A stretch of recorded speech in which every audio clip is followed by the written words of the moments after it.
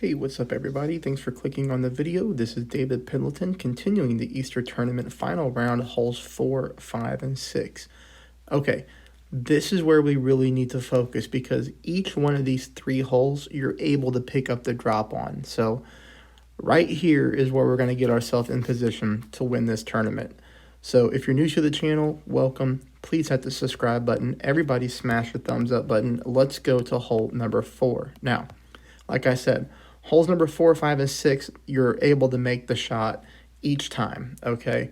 The hole number 4, though, is going to be the harder one to make, and here it is, but it's still possible. We're going to go extra mile, and we're going to go Goliath.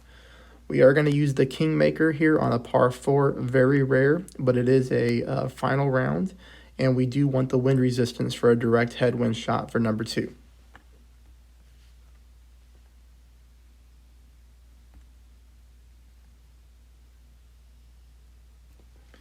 You can see here the drive is very straightforward. We're using a little bit less than half a ball of curl to the right. And this is really what we're looking to do. We just want to get this ball up here in this type of yardage. Even a few extra yards would be better. If you could get 315 or so, that would be awesome. But let's take a look here at shot number 2. Max distance with the Goliath, 10%. Spin your ball to the hole. I do want you to use this type of spin right here. Oh, shoot. A little bit more than 2 bars of side spin to the left and a little bit of backspin. That backspin is going to depend on, your drive. But this is what we want our ball guideline looking like. Also, take a look at the green inner ring right here, right up on the fringe line or fairway line, rough line, whatever you want to call it. Okay, here's my pull or my push. Perfect ball. Okay, now check this out. Hit the rough, no problem. We hit the good part of the rough too, but look at this. Oh my gosh. So close to getting that ball to drop. What I meant to say when I was doing the spins is I want you to use just 2 bars of side spin to the left. You see here that 2.2 bars, it kicks us just to the left-hand side of the hole. But look at that. I mean, we're dead on. And also right here, hitting this part of the rough, in the lower section of the rough, that's great. That's where we get the good bounce. That's where we get the really good roll. And so close to getting that ball to drop right there. Hole number 5, I do pick up the hole-in-one on. 5% at mid. Again, another makeable shot. You're going to go quick. You're going to go 5 bars of backspin. Then you're going to go 1 bar of side spin to the left. From there, this is what you're going to do. You're going to find the landing spot, okay? Sniper 10, easy reference. It's going to look something just like this.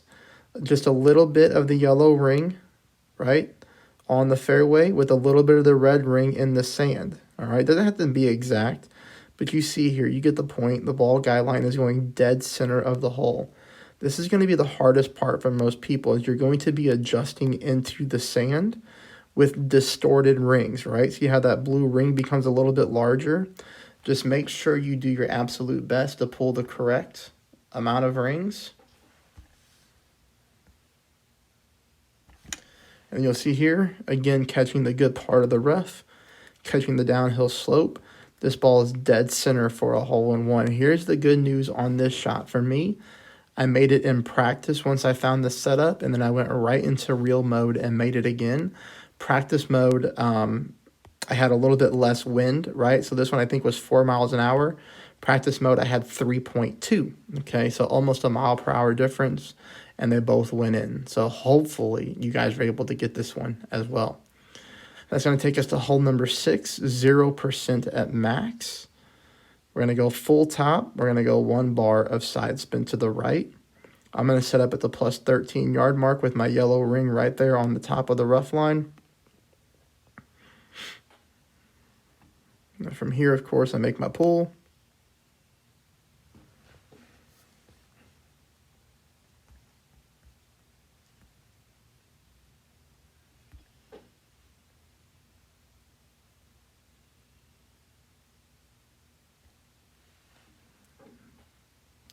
All right, this is going to leave us really nicely for the rough bump on shot number 2.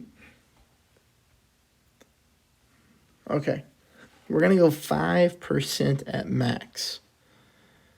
We're going to go with our yellow ring on the rough just like that. We're going to apply our spins. I'm back spinning at 2, 1 bar of side spin to the left, okay? Just basically spinning towards the hole. Take a look at this as well. Look at our adjustment here. We're aiming basically almost dead center of the hole, maybe just favoring the left-hand side of the flag stick a little bit.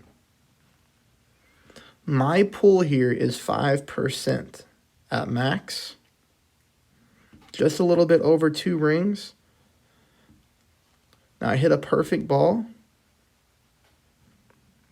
Couple things you can do here. Look at this one. This one's sick.